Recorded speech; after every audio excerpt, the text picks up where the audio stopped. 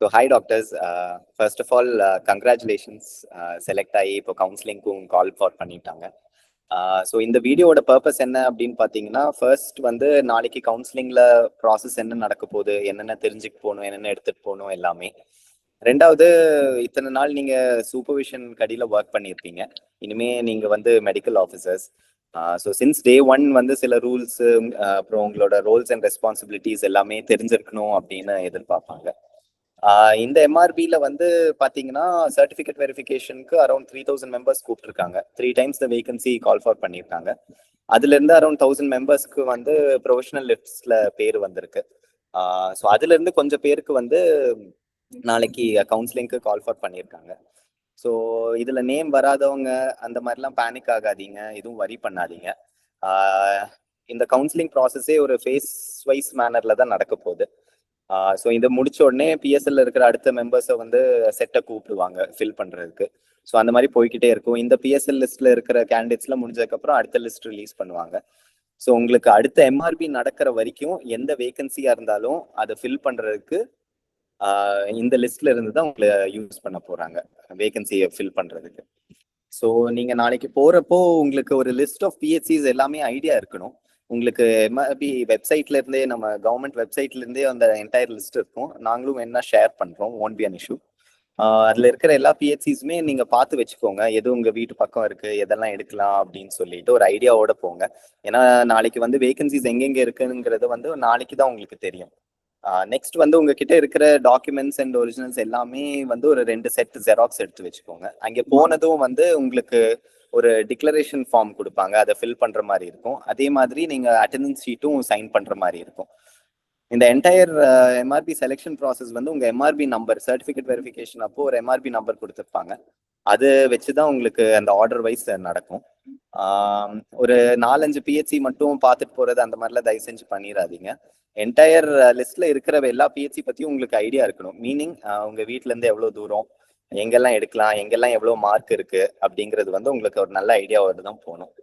So நாளைக்கு உங்களுக்கு counselling process எப்படி நடக்கும் அப்படின்னு பார்த்தீங்கன்னா, ஃபர்ஸ்ட் வந்து நீங்க போய் உட்கார்ந்த உடனே கவுன்சிலிங் ஸ்டார்ட் ஆகிறதுக்கு முன்னாடி உங்களுக்கு என்டையர் வேகன்சி லிஸ்ட் வந்து உங்களுக்கு இதர் ப்ரொஜெக்டர்ல வந்து உங்களுக்கு ப்ரொஜெக்ட் பண்ணுவாங்க, இல்லைன்னா ஒரு டாக்குமெண்டா கையில கொடுப்பாங்க.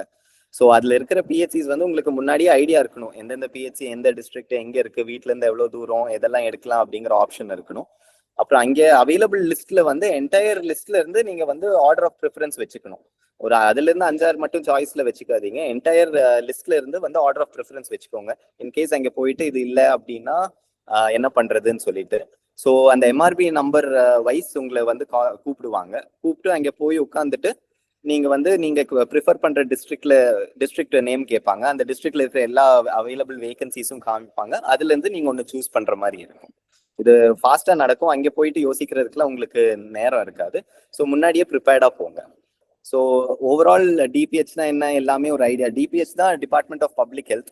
எல்லா பிஹெச்சிஸ், ஹெச்எஸ்சிஸ் எல்லாமே will be under the control of DPH.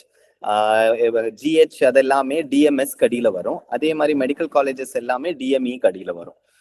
நீங்க உங்களுக்கு appointment everything is going to be under DPH தான். Next slide. இந்த டிபிஹெச் வந்து எப்படி ஸ்பிளிட் ஆயிருக்கும் அப்படின்னு பாத்தீங்கன்னா, entire state will be split into HUDs. The entire state will be split into district wise எப்படியும் அந்த மாதிரி ஹெச்யூடிஸா ஸ்பிளிட் பண்ணியிருப்பாங்க. சில டிஸ்ட்ரிக்ட்க்கு 2 ஹெச்யூடிங்க, ஃபார் எக்ஸாம்பிள் புதுக்கோட்டை பார்த்தீங்கன்னா அதெல்லாம் 2 ஹெச்யூடி இருக்கும், பெருசா இருக்கிற டிஸ்ட்ரிக்ட்லாம். சில மீதி மோஸ்ட்லி இட் வில் பி அந்த விருதுநகர்னா விருதுநகர் ஹெச்யூடி, அதே மாதிரி கடலூர் அப்படின்னு பார்த்தீங்கன்னா கடலூர் ஹெச்யூடி, அந்த மாதிரி ஸ்பிளிட் பண்ணியிருப்பாங்க.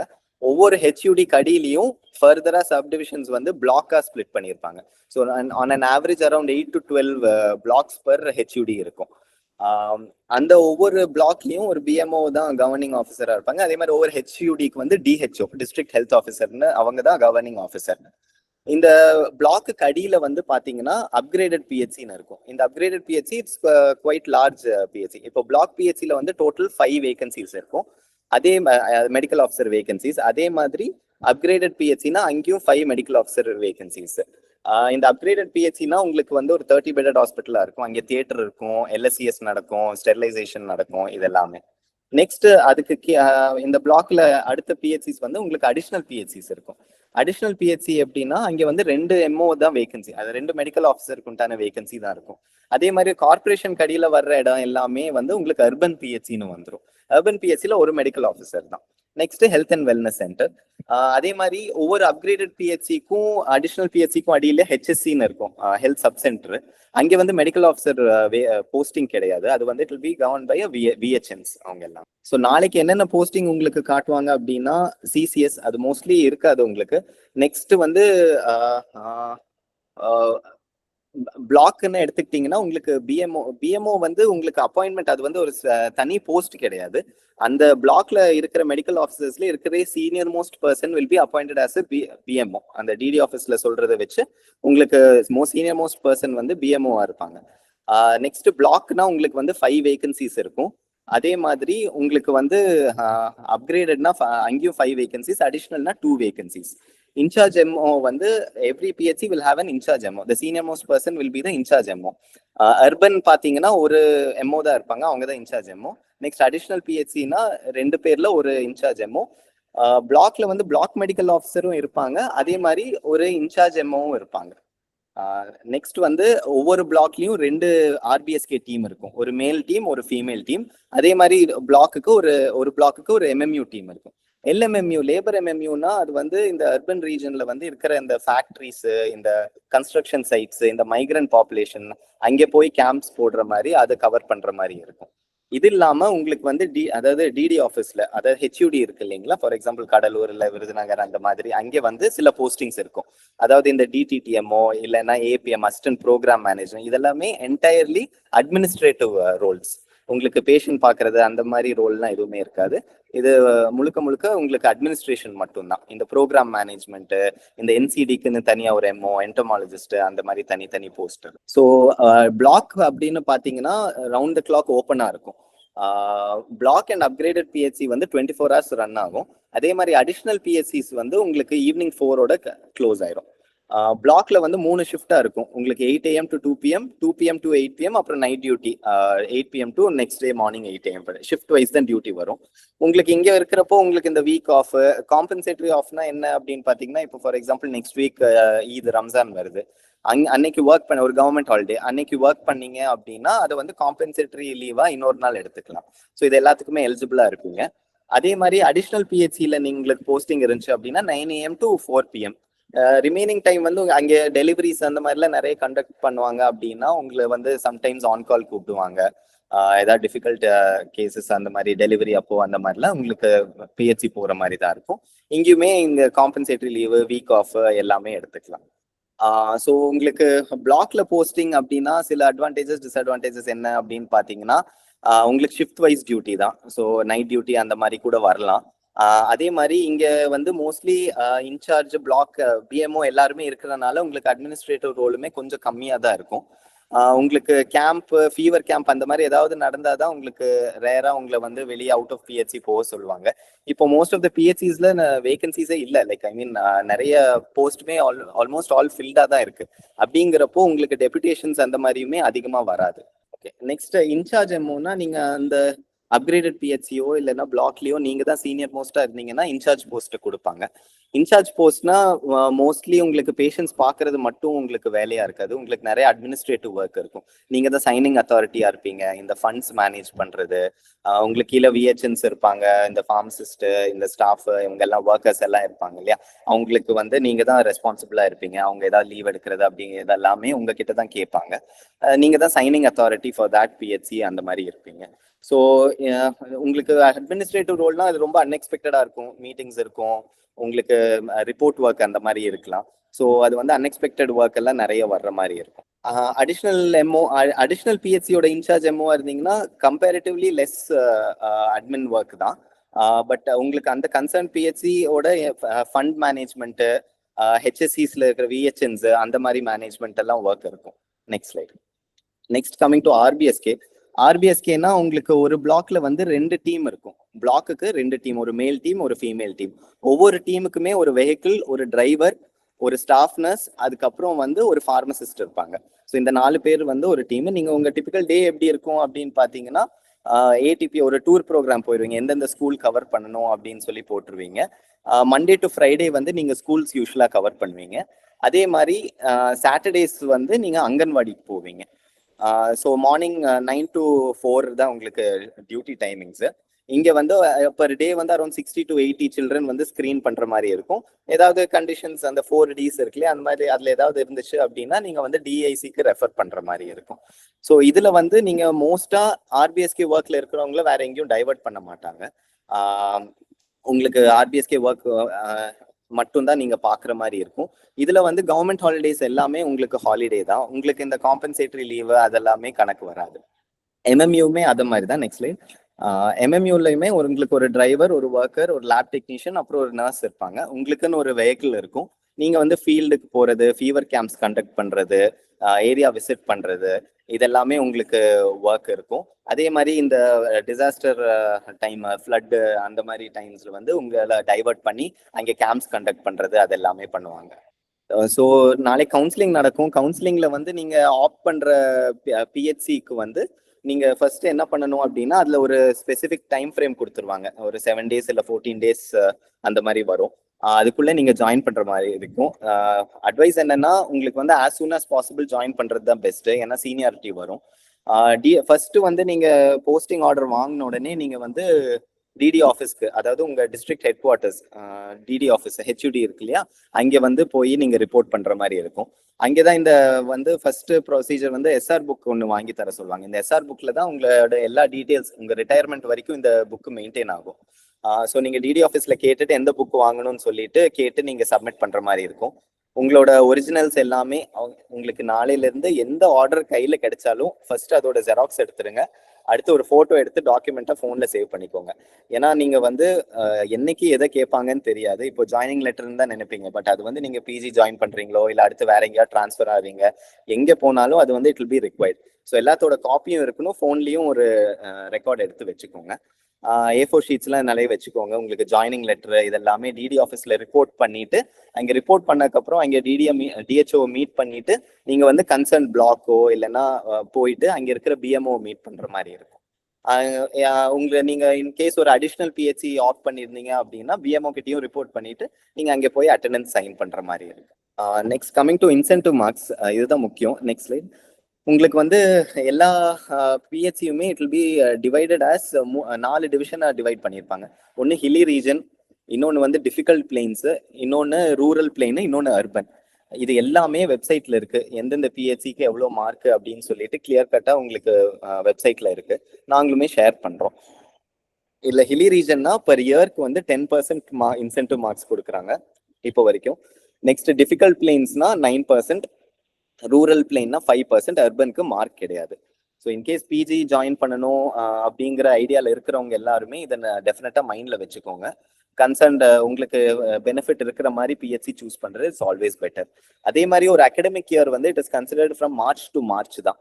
ஸோ நீங்கள் வந்து இந்த மார்ச் 31st முன்னாடி ஜாயின் பண்ணீங்கனால்தான் நெக்ஸ்ட் மார்ச்ல முடிக்கிறப்போ இட் வில் பி ஒரு கம்ப்ளீட் அகடமிக் இயரா கணக்கு எடுத்துக்குவாங்க. நீங்க நடுவுல வந்து ஆகஸ்டோ செப்டம்பர் ஜாயின் பண்ணிட்டு அடுத்த மார்ச் வரைக்கும் நீங்க பாக்குற இது வந்து கால்குலேட் பண்ண மாட்டாங்க ஃபர்ஸ்ட் 2 இயர்ஸ்க்கு. அதே மாதிரி இப்போ 2 இயர்ஸ் கம்ப்ளீட் பண்ணிட்டீங்க, 2 இயர்ஸ் 8 months அந்த மாதிரி ஒர்க் பண்ணியிருக்கீங்க அப்படின்னா அந்த 8 monthsக்கு வந்து அந்த காம்பன்சேட் பண்ணி ரெடியூஸ் பண்ணி அந்த என்டையர் இயரோட இப்போ 10%னா அந்த 10% என்டையரிட்டியில கிடைக்காது உங்களுக்கு. அதோட ஒரு ஃப்ராக்ஷன் மட்டும்தான் அந்த 8 monthsக்கு என்னன்னு கால்குலேட் பண்ணி அதை மட்டும் கொடுப்பாங்க after completion of 2 years. So maximum marks வந்து உங்களுக்கு 30% தான் அக்யூமுலேட் பண்ண முடியும். 4 years 5 years ஒர்க் பண்ணாலுமே உங்களுக்கு வந்து 30% தான் மேக்ஸிமம் மார்க்ஸ் அக்யூமுலேட் பண்ண முடியுது. இது போக உங்களுக்கு சர்வீஸ் கோட்டா வந்து 50%, ஸ்டேட் தமிழ்நாடு கவுன்சிலிங்ல 50% of the seats will be reserved for service candidates இப்போ வரைக்கும். நெக்ஸ்ட் நீங்க பிஜிக்கு ப்ரிஃபர் பண்றீங்க அப்படின்னா ஆல்வேஸ் ரிமெம்பர் எந்த பிஹெச்சிக்குள்ள மார்க் இருக்கு அப்படின்னு சொல்லிட்டு அதை தெரிஞ்சுக்கிட்டு ஆப்ட் பண்ணுங்க. அதே மாதிரி போஸ்ட் சூஸ் பண்றப்போ உங்களுக்கு எது பெனிஃபிஷியலா இருக்கும் அப்படின்னு பாத்தீங்கன்னா, ரொம்ப அட்மினிஸ்ட்ரேட்டிவ் ஒர்க் இருந்துச்சுன்னா உங்களுக்கு கொஞ்சம் டிஃபிகல்ட்டா இருக்கும். ஏன்னா ஒரு ருட்டீன் நாள்ல வந்து அட்மினிஸ்ட்ரேட்டிவ் ஒர்க் வந்து ரொம்ப அன்எக்ஸ்பெக்டடா இருக்கும். எப்போ கால் வரும், எப்போ எந்த ரிப்போர்ட் கேட்பாங்க அப்படிங்கிற ஒரு அன்சர்டனா இருக்கும். ஸோ அதனால உங்களுக்கு வந்து பிஜி படிக்கணும், பிஜிக்கு வந்து நான் ப்ரிஃபர் பண்றேன் அப்படின்னா ட்ரை டு ரெடியூஸ் யுவர் அது இல்லாத மாதிரி ஒரு போஸ்ட் சூஸ் பண்றதுக்கு ட்ரை பண்ணுங்க. Hi all, so all the best. எல்லாருமே வந்து கவுன்சிலிங்காக கூப்பிட்டுருக்காங்க. ஸோ சார் இவ்வளோ நேரம் வந்து உங்களுக்கு ப்ரீஃபாக சொல்லியிருப்பாங்க. பிஹெச்சி எப்படி சூஸ் பண்ணணும், எந்தெந்த பிஹெச்சியில் எந்தெந்த மாதிரி ஒர்க் இருக்கும். ஸோ இது எல்லாமே வந்து உங்களுக்கு ஒரு ஐடியா இருக்கும். So next coming to the main part, what will be my salary. So இதுதான் வந்து எல்லாருடைய கொஷினாக இருக்கும். பிஹெச்சியில் ஒர்க்னா என்ன சேலரியாக இருக்கும். ஸோ வந்து உங்களுக்கு சேலரின்னு பார்த்தீங்கன்னா ஜாயினிங் லெவலில் வந்து உங்களுக்கு வந்து எம்பிபிஎஸ்க்கு இதுதான் வந்து பே ஸ்கேல்.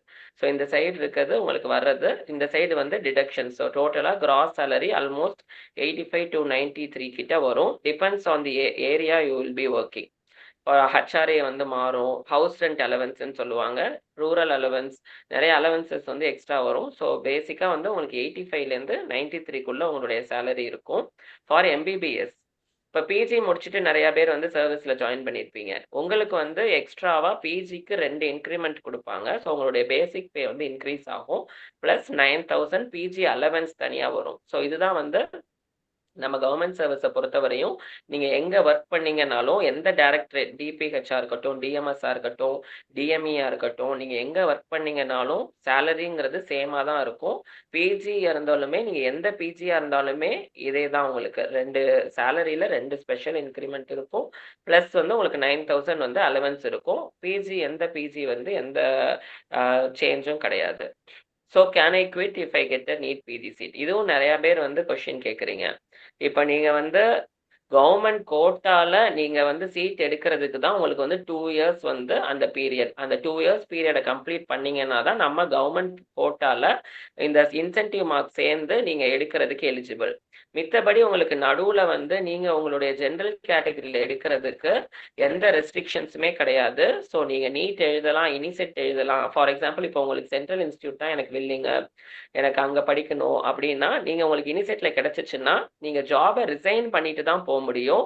ஸோ வந்து உங்களுக்கு அந்த study holidays with pay and also quota வந்து உங்களுக்கு ஃபஸ்ட்டு 2 இயர்ஸில் கிடையாது. அந்த கோட்டாவோட வித் பேயோட உங்களுக்கு பிஜி வேணும்னா அதுக்கு வந்து நீங்கள் கண்டிப்பாக 2 இயர்ஸ் ஒர்க் பண்ணியிருக்கணும். ஆர்எல்ஸ் இல்லை எனக்கு ஆல் இந்தியா கோட்டாவில் நான் எடுக்க போகிறேன், எனக்கு சர்வீஸ் வேண்டாம்னா இந்த 2 இயர்ஸ் வந்து நீங்கள் வந்து ப்ராபேஷன் பீரியடில் தான் இருப்பீங்க. இந்த ப்ராபேஷன் பீரியடில் எய்தர் கவர்மெண்ட்டும் உங்கள் மேலே டிசிப்ளினரி ஆக்ஷன் எடுத்து உங்களை வந்து டெர்மினேட் பண்ணலாம். நீங்களும் பிடிக்கலன்னா ரிசைன் பண்ணி டெர்மினேட் ஆகிக்கலாம் சர்வீஸ்லேருந்து. So when should I join? நீங்கள் அப்பாயின்மெண்ட் ஆர்டரை வாங்கிட்டீங்க அப்படின்னா உங்கள் அப்பாயின்மெண்ட் ஆர்டரில் வந்து யூஸ்வலாக 14 டேஸ் டைம் கொடுத்துருப்பாங்க. அந்த 14 டேஸ்க்குள்ளே நீங்கள் எப்போ வேணால் போய் ஜாயின் பண்ணிக்கலாம். ஆனால் உங்களுக்கு நீங்கள் ஜாயினிங்கிறது சீனியாரிட்டியை அஃபெக்ட் பண்ணும். இந்த சீனியாரிட்டி வந்து டில் யுவர் ரிட்டையர்மெண்ட். நீங்கள் வந்து மார்னிங் ஃபோர்நூன் செஷன் ஜாயின் பண்ணுறீங்களா, ஆஃப்டர்நூன் செஷன் ஜாயின் பண்ணுறீங்களா அப்படிங்கிறதுல கூட உங்களுக்கு டிஃப்ரென்ஸ் இருக்கும். நீங்கள் 2 பேர் இப்போ உங்கள் ஃப்ரெண்ட்ஸ் வந்து நீங்கள் வந்து மார்னிங் ஜாயின் பண்ணிட்டீங்க, இன்னொருத்தவங்க ஆஃப்டர்நூன் ஜாயின் பண்ணியிருக்காங்கன்னா நாளைக்கு ஒரு டிரான்ஸ்ஃபர் கவுன்சிலிங் எய்தர் வந்து நீங்கள் 1 இயர் கழிச்சு வேற பிஹெச்சி எடுக்கிறீங்க, இல்லை நீங்கள் பிஜியாக இருக்கிறீங்க, நீங்கள் வந்து நாளைக்கு வந்து ஜிஹெச்ஓ இல்லை மெடிக்கல் காலேஜோ மாறுறீங்கனாலும் உங்கள் seniority wise date of joining வச்சு தான் கூப்பிடுவாங்க. ஸோ இது வந்து லாஸ்ட் வந்து உங்களுக்கு நீங்கள் நாளைக்கு ஒரு ப்ரமோஷனுக்கு போகிறீங்க அப்படிங்கிறதுலேருந்து எல்லாத்தையுமே அஃபெக்ட் பண்ணும். ஸோ நீங்கள் ஜாயின் பண்ணுறது எவ்வளோக்கு எவ்வளோ சீக்கிரம் ஜாயின் பண்ண முடியுமோ அவ்வளோக்கு எவ்வளோ சீக்கிரம் ஜாயின் பண்ணுங்க. நிறைய பேர்லாம் வந்து இப்போ அப்பாயின்மெண்ட் ஆர்டர் இப்போ நாளைக்கு கொடுக்குறாங்கன்னா நெக்ஸ்ட் டேவே ஓவர் நைட் ட்ராவல் பண்ணி டேரெக்டாக போய் ஜாயின் பண்ணவங்கலாம் இருக்காங்க. ஸோ ஃபோர்நூன் ஒரே டேலே உங்களுக்கு ஃபோர்நூன் ஆஃப்டர்நூன் கூட சேஞ்சஸ் இருக்கும்.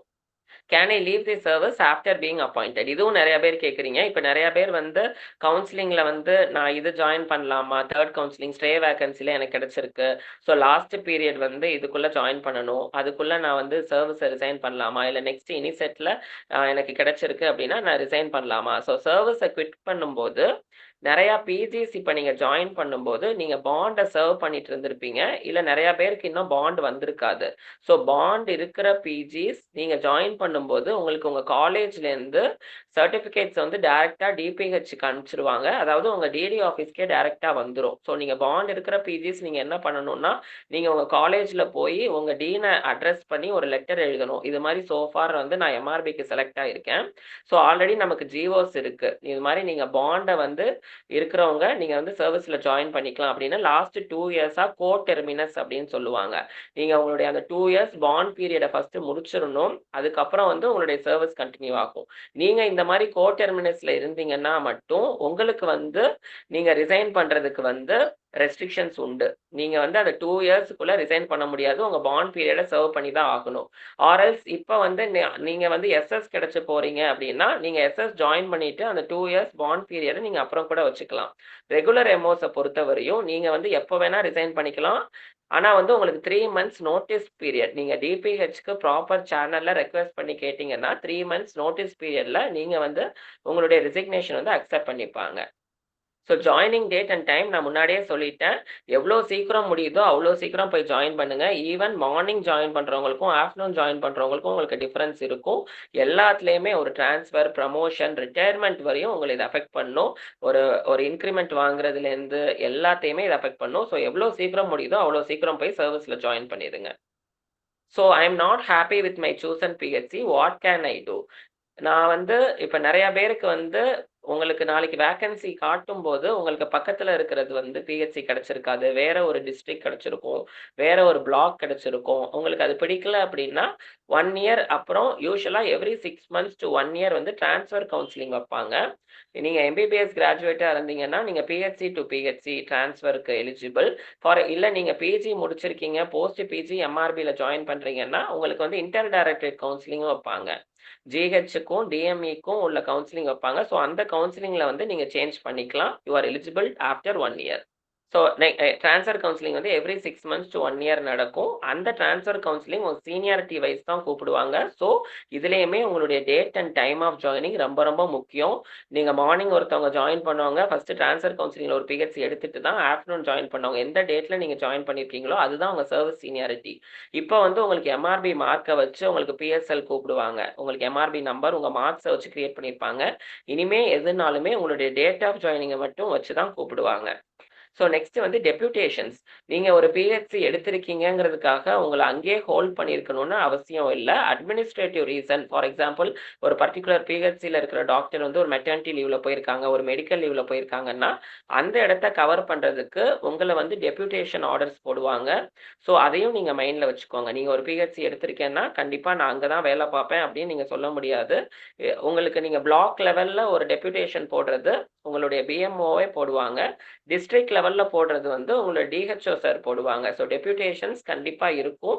அது வந்து நீங்க கண்டிப்பா டிபெண்ட்ஸ் ஆன் தி உங்களுடைய நெசசிட்டி, உங்களுக்கு தேவைய பொறுத்து உங்களுக்கு கண்டிப்பா டெப்யூட்டேஷன்ஸும் இருக்கும். ஸோ அதையும் வந்து நீங்க உங்க மைண்ட்ல வச்சுக்கோங்க. ஸோ பிளாக் லெவல்ல டெப்யூட்டேஷன் ஒரு பிஹெச்சில இருந்து உங்க பிளாக்குக்குள்ளே உங்களுக்கு டெப்யூட் பண்ணாங்கன்னா, ஆர்டர்ஸ் வந்து உங்க பிஎம்ஓவே கொடுப்பாங்க. டிஸ்ட்ரிக்ட்டுக்குள்ள வந்து உங்களோட டிஹெச்ஓ கொடுப்பாங்க. So what are departmental exam? So for வந்து நமக்கு வந்து கவுன்சிலிங், போஸ்டிங், நீங்க ஜாயின் பண்றது இது எல்லாமே முடிஞ்சிருச்சு. ஸோ ஒன்ஸ் நீங்க ஜாயின் பண்ணிட்டீங்க அப்படின்னா, உங்களுக்கு வந்து எம்ப்ளாயி ஐடி கிரியேட் பண்ணுவாங்க. ஐஎஃப்ஹெச்ஆர்எம்எஸ்ல வந்து உங்களுக்கு சேலரி போடுறதுக்கு ஒரு எம்ப்ளாயி ஐடி கிரியேட் பண்ணி, உங்களுக்கு வந்து சிபிஎஸ் ஐடி அதெல்லாம் கிரியேட் பண்ணி, உங்களுக்கு வந்து சேலரி வர ஆரம்பிச்சுரும். ஸோ நெக்ஸ்ட் வந்து இப்ப நீங்க வந்து எல்லாருமே வந்து நெறைய பேர் இந்த டவுட் கேட்டீங்க. டெம்பரவரி போஸ்ட்ன்னு இருக்கும். ஸோ நம்ம எல்லாமே வந்து டெம்பரவரியா தான் அப்பாயிண்ட் பண்ணுவாங்க. 2 இயர்ஸ் வந்து உங்களுக்கு ப்ராபேஷன் பீரியட் இருக்கு. அந்த ப்ராபேஷன் பீரியட முடிச்சு நீங்க ரெகுலரைஸ் ஆகணும்னா 2 விஷயம் ரொம்ப முக்கியம். ஒண்ணு வந்து போலீஸ் வெரிஃபிகேஷன், இன்னொன்னு வந்து டிபார்ட்மெண்டல் எக்ஸாம்ஸ். ஸோ இந்த டிபார்ட்மெண்டல் எக்ஸாம்ஸ் நமக்கு மட்டும் கிடையாது. தமிழ்நாடு கவர்மெண்ட்ல நெறைய எல்லா கவர்மெண்ட் சர்வன்ட்ஸுக்குமே அவங்களுடைய டிபார்ட்மெண்ட்டுக்குன்னு சில எக்ஸாம்ஸ் இருக்கும். நமக்கு மெடிக்கல் ஆஃபீசர்ஸ்க்கு 2 எக்ஸாம் இருக்கு. Next slide. ஒண்ணு வந்து மெடிக்கல் கோட், இன்னொன்னு வந்து அக்கவுண்ட்ஸ். இதுக்கு வந்து 002, அக்கவுண்ட்ஸ் வந்து 152. இந்த 2 எக்ஸாமையுமே இந்த 2 இயர்ஸ் பீரியடுக்குள்ள நீங்க எழுதி கம்ப்ளீட் பண்ணி பாஸ் ஆயிருக்கணும். இந்த எக்ஸாம்ஸ் வந்து எவ்ரி 6 மந்த்ஸ் வரும். மே அண்ட் டிசம்பர்ல வரும். ஸோ மெடிக்கல் கோட் வந்து அப்ஜெக்டிவா இருக்கும். அக்கவுண்ட்ஸ்ல வந்து 2 பேப்பர். ஒண்ணு வந்து அப்ஜெக்டிவ் எம்சிக்யூ இருக்கும். இன்னொன்னு வந்து டிஸ்கிரிப்டிவ் எஸ்ஏ பேட்டர்ன் கொஸ்டின்ஸ் இருக்கும். ஸோ இந்த 2 எக்ஸாம் வந்து கம்பல்சரி ஃபார் ஆல். இந்த எக்ஸாமை வந்து நீங்க 2 இயர்ஸ்க்குள்ள முடிச்சு உங்களுடைய போலீஸ் வெரிஃபிகேஷன் அது நீங்க எதுவும் வரி பண்ண வேண்டாம். ப்ராப்பரா உங்களுடைய ஆஃபீஸ்ல இருந்து டிபிஹெச்ல இருந்து உங்களுடைய ஏரியா பர்டிகுலரா இதுக்கு தான் வந்து உங்களுடைய பெர்மனன்ட் அட்ரஸ் கேட்டிருப்பாங்க. உங்களுடைய பெர்மனன்ட் அட்ரஸ்ல இருக்கிற ஏரியால உள்ள எந்த போலீஸ் ஸ்டேஷனோ அந்த போலீஸ் ஸ்டேஷன்ல இருந்து உங்க சர்டிபிகேட்ஸ், உங்க மேல எதுவும் கேசஸ் இருக்கா, உங்க மேல எதுவும் பிளாக் மார்க் இருக்கான்னு கவர்மெண்ட் வந்து என்கொயரி பண்ணுவாங்க. ஸோ இது ஒண்ணு மேண்டேட்ரி. நெக்ஸ்ட் வந்து டிபார்ட்மெண்ட் எக்ஸாம். இப்ப நீங்க ஏப்ரல்ல ஜாயின் பண்ணிடுறீங்கன்னா இந்த மே மந்தே ஒரு எக்ஸாம் இருக்கும். So pass as soon as possible. ஏன்னா வந்து எப்படியும் நீங்க எழுதி அதை பாஸ் பண்ணி தான் ஆகணும். ஸோ எவ்வளோ சீக்கிரம் முடியுதோ அவ்வளோ சீக்கிரம் அந்த டிபார்ட்மெண்ட் எக்ஸாமை முடிச்சிருங்க.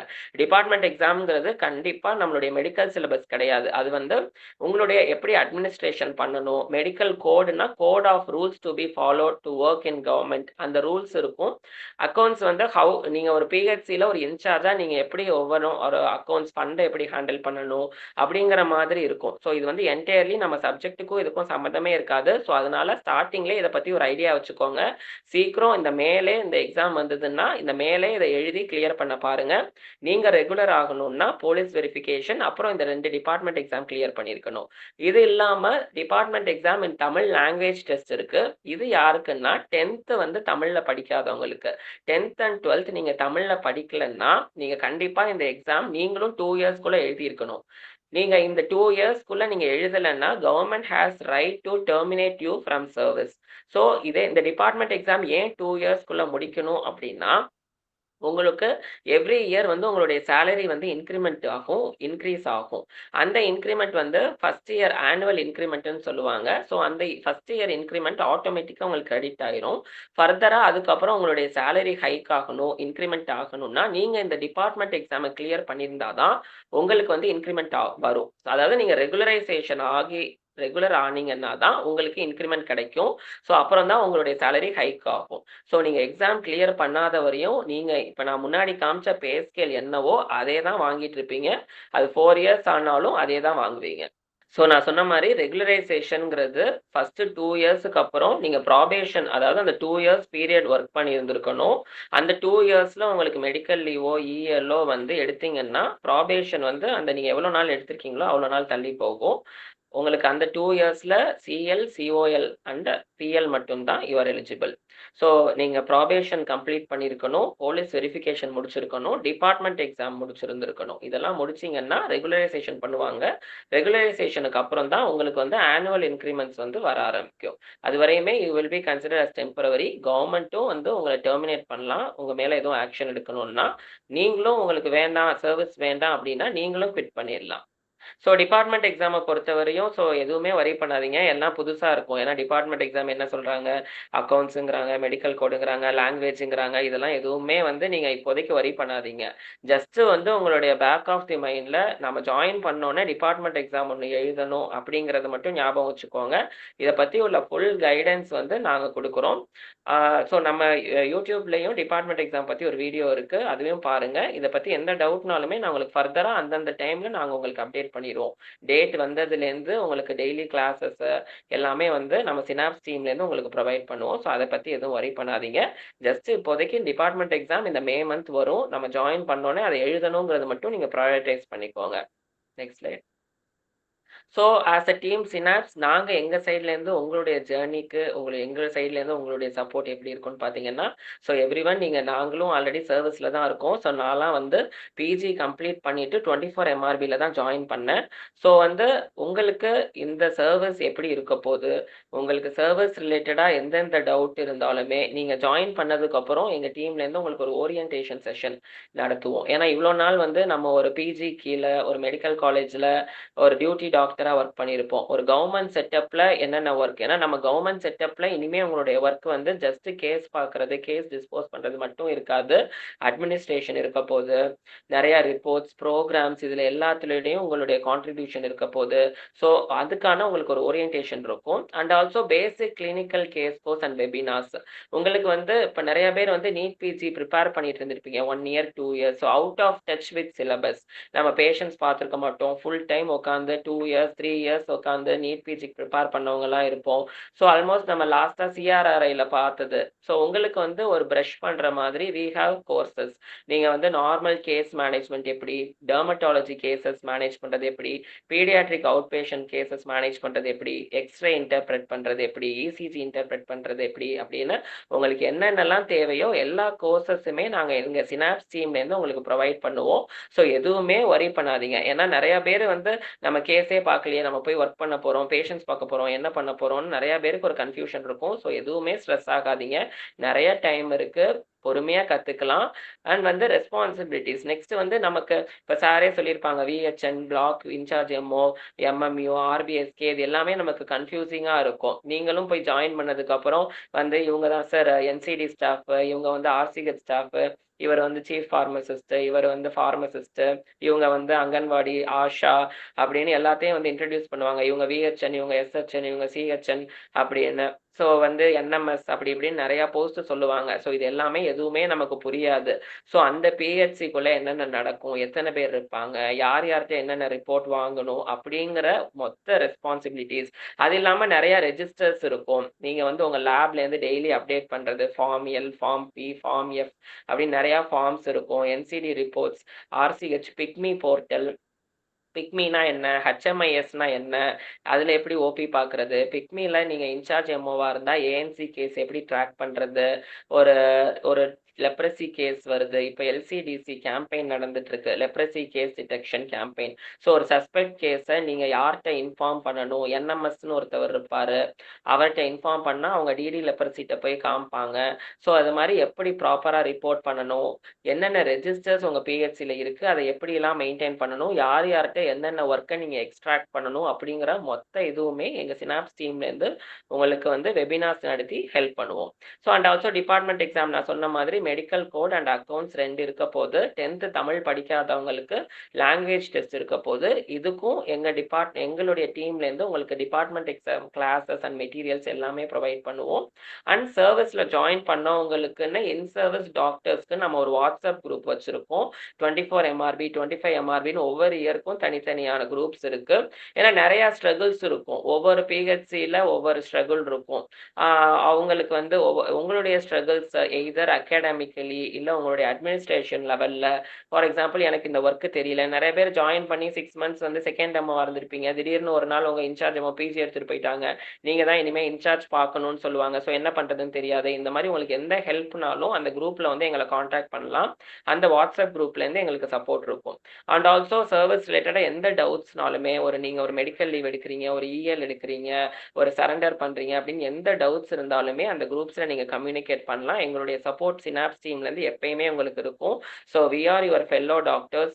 ஏன்னா நிறைய பேர் இங்கே இருக்கிறவங்களுக்கு தெரியும், நான் உங்களுடைய சீனியராக இருந்திருப்பேன், உங்களுடைய கோபிசியாக இருந்திருப்பேன். ஸோ அதனால just we are your fellow doctors. நீங்கள் வந்து ஜஸ்ட் உங்கள் ஃப்ரெண்ட்ஸ்கிட்ட நீங்கள் ஒரு இஷ்யூ எப்படி கேட்குறீங்களோ அதே மாதிரி நீங்கள் எங்கள்கிட்டையும் கேட்கலாம். We will provide our support. So next வந்து NEET PG preparation exclusively for service doctors. எங்கள் சினாப்ஸ் டீம்லேருந்து நாங்கள் வந்து ஸ்ப்ரின்ட்ஸ்ன்னு சொல்லிட்டு ஒர்க்கிங் டாக்டர்ஸை டார்கெட் பண்ணி ஒரு பிஜி ப்ரிப்பரேஷன் பிளாட்ஃபார்ம் வச்சுருக்கோம். ஏன்னா நெக்ஸ்ட் இவ்வளோ நாள் நீங்கள் இருந்த சினாரியோ வேற, ஃபுல் ஃப்ளெஜ்டாக உட்காந்து நீங்கள் பிஜி ப்ரிப்பேர் பண்ணிட்டு இருந்திருப்பீங்க.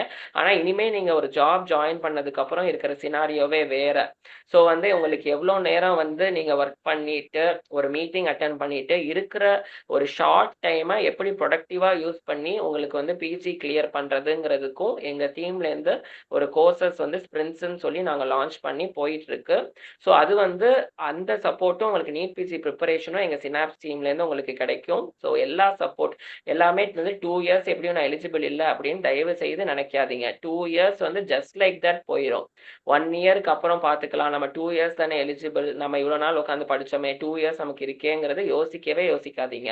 நான் சொல்றது நீங்கள் இப்போ என்ன ஃபேஸில் இருக்கீங்க, இந்த எம்ஆர்பி கிடைக்கலன்னா நெக்ஸ்ட் நீட்டுக்கு தானே ப்ரிப்பேர் பண்ணியிருந்திருப்பீங்க.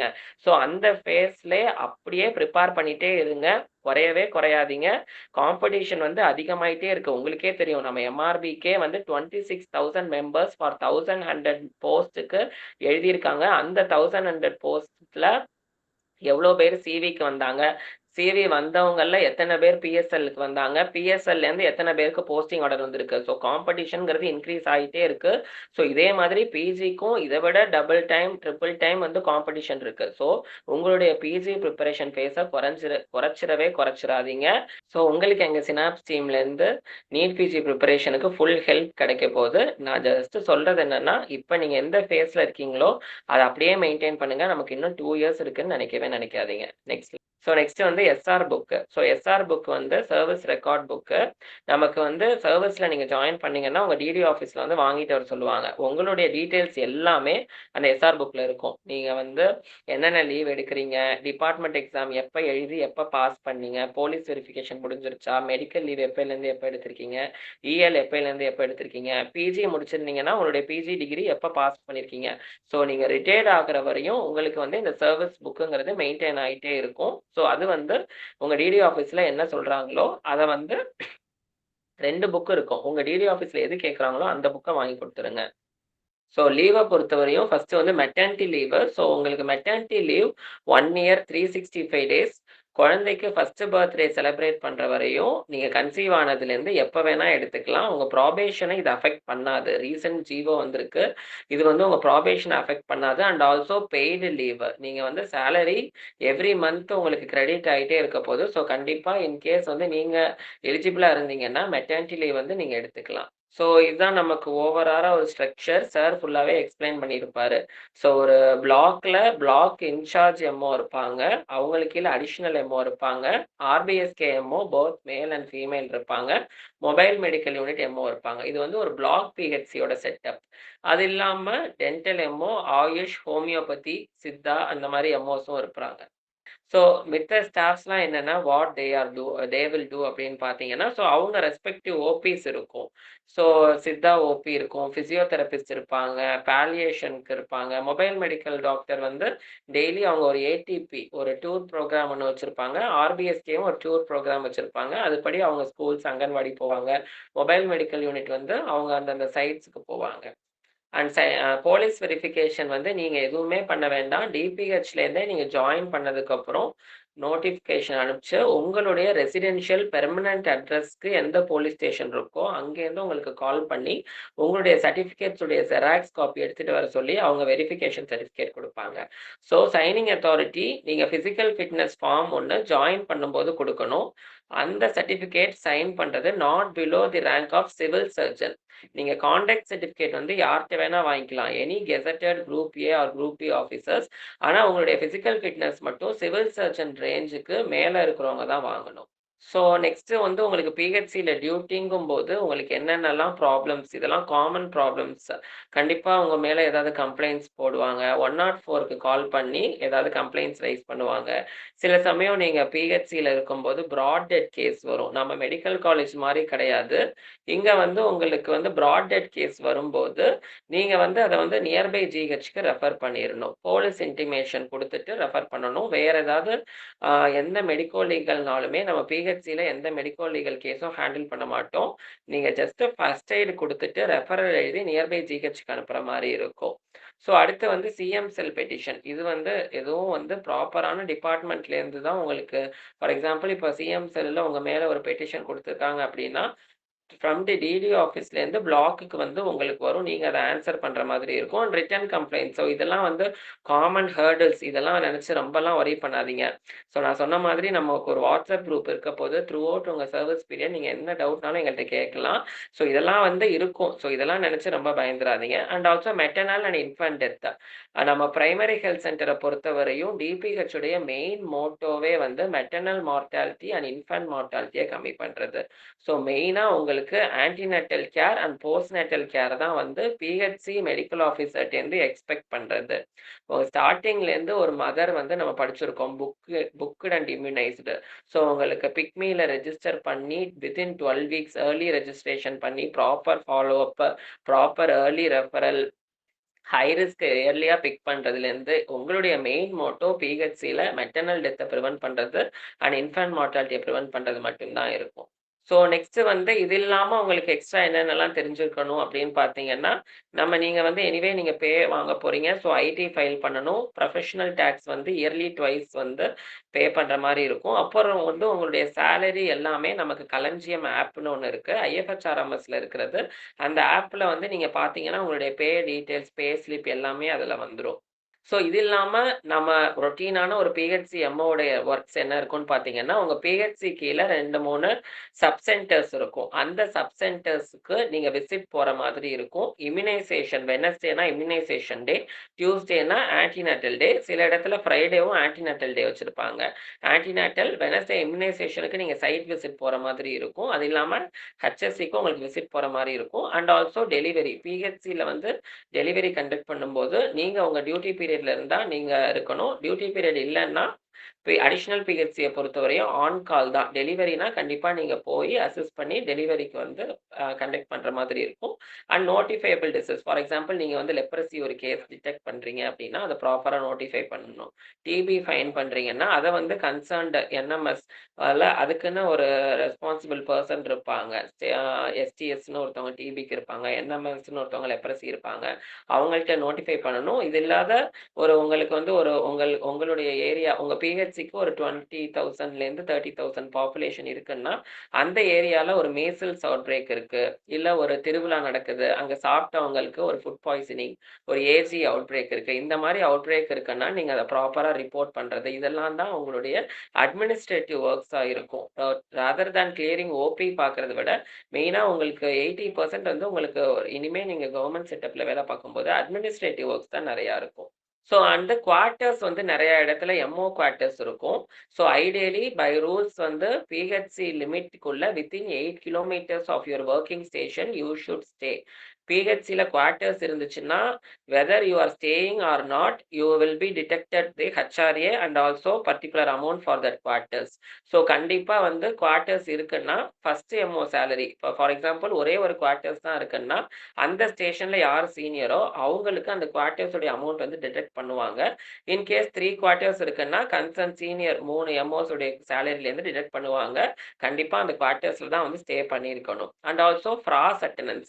முன்னாடி பயோமெட்ரிக் இருந்தது. இப்போ FRAS face recognition attendance system. உங்களுக்கு ஒரு ஐடி கிரியேட் பண்ணிருவாங்க. உங்க பிஹெச்சியோட லொகேஷன்ல போய் உங்க ஃபோன்ல அந்த ஐடிய ஓப்பன் பண்ணி உங்களுடைய டியூட்டி டைம்ல அட்டெண்டன்ஸ் ரெஜிஸ்டர் பண்ணணும். அத வந்து ஸ்ட்ரிக்ட்டா இப்ப மானிட்டர் பண்ணிட்டு இருக்காங்க. அது இல்லாம உங்களுக்கு வந்து இப்ப எல்லாருமே நம்ம நியூ டூ சர்வீஸா இருப்போம். ஸோ உங்களுக்கு இண்டக்ஷன் ட்ரெய்னிங் குடுப்பாங்க. அண்ட் வந்து உங்களுக்கு ஸ்கேன் ட்ரெய்னிங் குடுப்பாங்க. நெறைய ட்ரெய்னிங்ஸ் இருக்கு. இண்டக்ஷன் ட்ரெய்னிங் வந்து பேசிக்கா ஒரு பிஹெச்சியோட அட்மினிஸ்ட்ரேஷன பத்தி அந்த மாரி இம்யூனைசேஷன் ட்ரெய்னிங் இருக்கும். அண்ட் ஆல்சோ வந்து medical methods of abortion MMA training குடுப்பாங்க. இந்த மாரி நெறைய ட்ரெய்னிங்ஸ் இருக்கும். அப்புறம் ரிவ்யூ மீட்டிங்ஸ் இருக்கும். நீங்க இன்சார்ஜ் எம்ஓவா இருந்தீங்கன்னா, உங்களுக்கு வந்து டிடி ஆஃபீஸ்ல மந்த்லி ஒன்ஸ் அண்ட் கலெக்டர் ஆஃபீஸ்ல ரிவ்யூ மீட்டிங்ஸ் நடக்கும். அது நீங்க அட்டெண்ட் பண்ணணும். பிளாக் லெவல்லயும் ரிவ்யூ மீட்டிங்ஸ் வந்து மந்த்லி ஒன்ஸ் நடக்கும். அதுவும் எல்லாருமே ரிவ்யூ மீட்டிங்ஸ் நடத்துற மாரி இருக்கும். உங்களுடைய கன்சர்ன் பிஹெச்சில வீக்லி ஒன்ஸ் வந்து ரிவ்யூ மீட்டிங் கண்டக்ட் பண்ணணும். ஸோ நான் சொன்ன மாதிரி மோர் தேன் சீயிங் கேஸஸ் உங்களுக்கு அட்மினிஸ்ட்ரேஷன் ஒர்க் வந்து கவர்ன்மெண்ட் செக்டார்ல நெறைய இருக்கும்.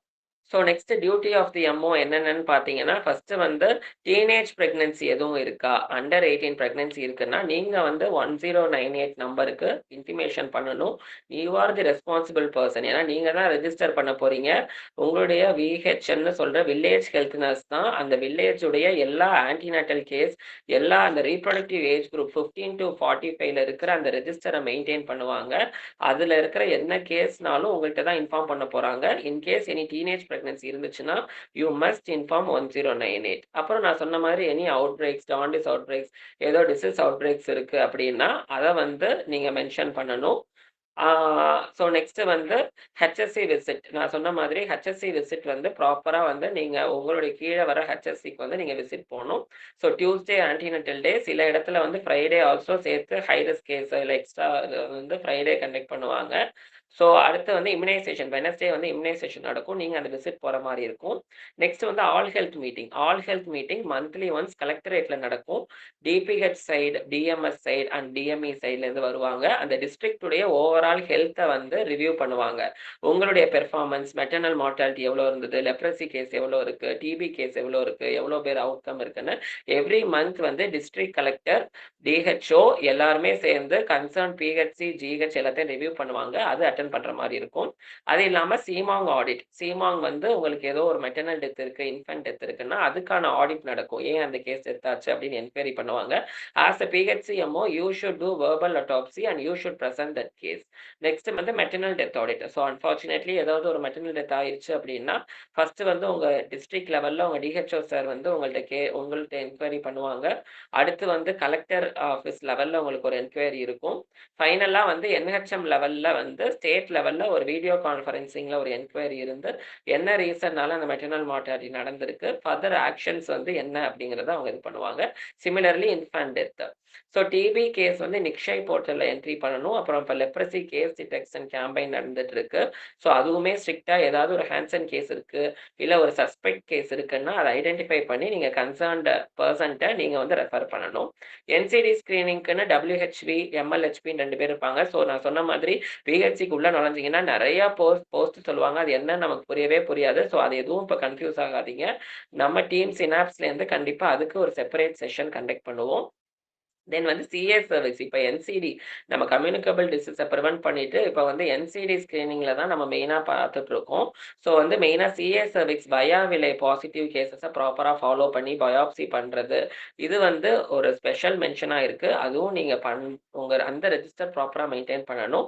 அப்புறம் அடலசன்ட் கேம்ப் வந்து ஸ்கூலில் வித் அலாங் வித் ஆர்பிஎஸ்கே நீங்கள் அடலசன்ட் கேம்பும் கண்டக்ட் பண்ணுற மாதிரி இருக்கும். So can I have a private practice? நம்ம தமிழ்நாடு கவர்மெண்ட்ல சர்வீஸ்ல இருந்தாலுமே உங்களுடைய டியூட்டி பீரியட் இல்லாத டைம்ல நீங்க வந்து பிராக்டிஸ் பண்ணலாம். சென்ட்ரல் கவர்மெண்ட்ல மட்டும்தான் நீங்க வந்து வெளியில பிராக்டிஸ் பண்ண முடியாது.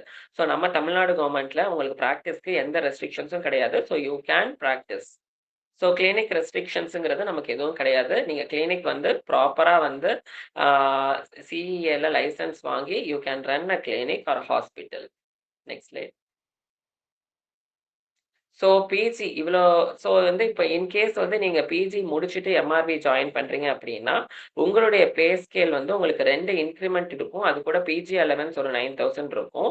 உங்களுக்கு வந்து இன்சென்டிவ் மார்க்ஸ்லாம் தேவையில்லை. மோஸ்ட்லி வந்து நம்ம பிஜிஸ்க்கு தான் ஆல்ரெடி நம்ம பிஜி கம்ப்ளீட் பண்ணியிருப்போம். எம்பிபிஎஸ் கம்ப்ளீட்டட் கிராஜுவேட்ஸ் வந்து இன்சென்டிவ்காக ரிமோட் பிஹெச்சி, ஹில்லி ரீஜன் அதெல்லாம் சூஸ் பண்ணுவாங்க.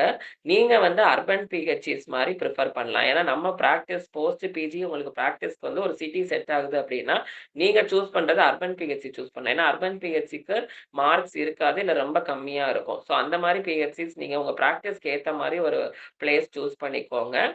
ஃபார் டிஎம் அண்ட் எம்சிஹெச் வந்து 2 இயர்ஸ் நீங்களும் கண்டிப்பா ஒர்க் பண்ணாதான் கவர்மெண்ட் கோட்டால டிஎம் அண்ட் எம்சிஹெச் எடுக்கணும் அப்படின்னா. ஸோ வந்து இன்டர் டைரக்டரேட் கவுன்சிலிங் இருக்கும். ஈவன் தோ வந்து நீங்க ஸ்பெஷலிஸ்டா இருந்தாலுமே இப்போ வந்து நீங்க அசிஸ்டன்ட் ஜெனரல் அந்த போஸ்ட்ல தான் சூஸ் பண்ணியிருக்கீங்க. ஸோ நீங்க நெக்ஸ்ட் வந்து கவுன்சிலிங் வந்து ஜிஹெச்க்கு வந்து கவுன்சிலிங் இருக்கும். அண்ட் ஆல்சோ மெடிக்கல் காலேஜஸ் இருக்கும். டிஎம்எஸ் அண்ட் டிஎம்இ நடத்துவாங்க. அந்த கவுன்சிலிங்ல நீங்க பார்ட்டிசிபேட் பண்ணி நீங்க வந்து ஜிஹெச்க்கோ மெடிக்கல் காலேஜ்க்கோ மாறிக்கலாம். நீங்க இங்க பார்க்கும்போது ஜெனரல் கேசஸ் தான் பார்க்கணும். நீங்க இன்கேஸ் சர்ஜரி, ஓஜி, அனஸ்தீஷியா இருந்தீங்க அப்படின்னா நம்மளுடைய பிளாக் பிஹெச்சில வந்து ஃபேமிலி வெல்ஃபேர் கேசஸ் பண்ணுவாங்க. சில இடத்துல எலக்டிவ் எல்எஸ்சிஎஸ் கேஸ் பண்ணுவாங்க. மினி லேப்ராட்டமி அந்த கேஸ்லாம் பண்ணுவாங்க. நீங்க அனஸ்தெட்டிஸ்டா இருந்தீங்கன்னா உங்களுடைய டிஸ்ட்ரிக்ட்டுக்குள்ள உங்களுக்கு அந்த கேம்புக்கு உங்களை டெப்யூட் பண்ணி யூஸ் பண்ணிக்குவாங்க. ஓஜியா இருந்தீங்க அப்படின்னா ஓஜி, ரேடியாலஜி அவங்களுக்கு அந்த மாதிரி டிபார்ட்மெண்ட்டா இருந்தீங்க அப்படின்னா உங்களுடைய பிளாக்ல ஹை ரிஸ்க் கேம்ப் நடக்கிறதுக்கு அண்ட் ஆல்சோ ஏஎன்சி டேல ஸ்கேன் பண்றதுக்கு உங்களுடைய நியர்பை பிஹெச்சிக்கோ இல்லை பிளாக் பிஹெச்சிக்கோ டெப்யூட் பண்ணி உங்களுடைய சர்வீஸ் யூஸ் பண்ணிப்பாங்க. ஸோ அதர் ஸ்பெஷலிஸ்ட்டுக்கு நமக்கு நிறைய ப்ரோக்ராம்ஸ் அண்ட் கேம்ப்ஸ்லாம் நடக்கும்போது அந்த ஸ்பெஷலிஸ்டா நம்மளை யூட்டிலைஸ் பண்ணிப்பாங்க. ஸோ நம்மளும் பிரைவேட் ப்ராக்டிஸ் பண்ணலாம். எந்த ரெஸ்ட்ரிக்ஷன்ஸும் கிடையாது. நீங்க வந்து உங்களால பாசிபிளான ப்ரொசீஜர்ஸை பிஹெச்சில பண்ணலாம். அதுலேயுமே எந்த ரெஸ்ட்ரிக்ஷன்ஸுமே கிடையாது. ஸோ நம்ம போஸ்ட் பிஜி ஒரு பிரைமரி லெவல்ல இருக்கும்போது நம்மளால முடிஞ்ச அந்த போஸ்ட் கிராஜுவேஷன் கேரை வந்து நம்ம பிஹெச்சி லெவல்லையும் கொடுக்கலாம். ஸோ உங்களுக்கு அதில் எந்த ரெஸ்ட்ரிக்ஷன்ஸும் இருக்க போறது இல்லை. ஸோ உங்களுக்கு வந்து நீங்க ஒரு நியர்பை ஹாஸ்பிட்டல்ல கன்சல்டேஷன் போய்க்கலாம். நீங்க கிளினிக் செட் பண்ணிக்கலாம், ஹாஸ்பிட்டல் செட் பண்ணிக்கலாம், இல்லை ஹாஸ்பிட்டல் ஒர்க் பண்ணிக்கலாம். அது எந்த ரெஸ்ட்ரிக்ஷன்ஸும் கிடையாது. ஸோ நெக்ஸ்ட் வந்து ரிகார்டிங் தி கம்யூனிட்டி மெடிசன் பிஜிஸ் உங்களை வந்து டிடி ஆஃபீஸ்ல நிறைய எபிடெமியாலஜிஸ்ட், என்சிடி டிபிஓ அப்படின்னு நிறைய ப்ரோக்ராம்ஸ்க்கு வந்து ரிப்போர்ட்ஸ் ரெடி பண்றது, ப்ரெசென்ட் பண்றது, அந்த மாதிரி நிறைய போஸ்ட் இருக்கும். அதுக்கு வந்து நீங்க எஸ்பிஎம் பிஜியா இருந்தா கண்டிப்பா உங்களை டெபியூட் பண்ணி டிடி ஆஃபீஸ்ல இந்த மாதிரி ஒர்க்ஸுக்கு டெபியூட் பண்ணிப்பாங்க. ஸோ போஸ்ட் பிஜிஸ் கண்டிப்பா இது எல்லாத்துக்குமே போஸ்ட் பிஜி எம்ஆர்பியில் ஜாயின் பண்ணும்போது நீங்க இது எல்லாத்துக்குமே ரெடியா இருந்துக்கணும். மெயினா ஓஜி, ரேடியாலஜி, சர்ஜரி, அனஸ்தீஷியா இருந்தீங்கன்னா கண்டிப்பா உங்களுக்கு வந்து இந்த மாதிரி கேசஸ் பண்றதுக்கு டெபியூட் பண்ணிப்பாங்க. ஸோ ஓவராலா உங்களுக்கு வந்து நம்ம இந்த ஸ்லைட்ஸ்ல வந்து உங்களுக்கு எப்படி ஒரு கவுன்சிலிங்ல எந்த மாதிரி போஸ்ட் சூஸ் பண்ணணும், பிஜியா இருந்தா எப்படி, பிஜி இல்லைன்னா எப்படி அப்படிங்கிறது உங்களுக்கு ஐடியா கிடைச்சிருக்கும். ஸோ உங்களுக்கு என்ன பிஹெச்சி நிறைய ஆர்டர்ஸ் வச்சுக்கோங்க நீங்க சூஸ் பண்றதுக்கு. ஏன்னா கண்டிப்பா உள்ள வெளியில இருக்கும்போது ஒன்று இருக்கும், நீங்க வெயிட் பண்ணும்போது ஒன்று இருக்கும், நீங்க போய் உட்காரும்போது அந்த ஆப்ஷன் இருக்காது. ஸோ கண்டிப்பா 20 to 50 டிசெண்டிங் ஆர்டர்ல வச்சுக்கோங்க. அதுல வந்து ஒவ்வொன்னா முடிய முடிய கிராஸ் பண்ணிட்டு உங்களுக்கு எந்த டிசெண்டிங் ஆர்டர்ல இருக்கோ அதை சூஸ் பண்ணிக்கோங்க. ஏன்னா உள்ள போயிட்டு அப்புறம் யோசிக்கிறதுக்கெல்லாம் டைம் இருக்காது. பதட்டத்துல நீங்க ஒண்ணு நான் எடுத்துட்டேன், அப்புறம் விசாரிச்சு பார்த்தா அந்த பிஹெச்சி வேண்டாம் எனக்கு மாத்தலாம் அப்படின்னா கண்டிப்பா முடியாது. ஸோ முன்னாடியே வேகன்சி லிஸ்ட் பார்த்து நல்லா தரவா ஸ்டடி பண்ணி ஒரு லிஸ்ட் ரெடி பண்ணிக்கோங்க. நிறைய உங்களுக்கு பக்கத்துல இருக்கிறத டிஸ்டன்ஸை பார்த்துக்கோங்க. டிஸ்டன்ஸ் பக்கமா இருக்கும், ஆனா ப்ராப்பரான அக்சசிபிலிட்டி இருக்காது.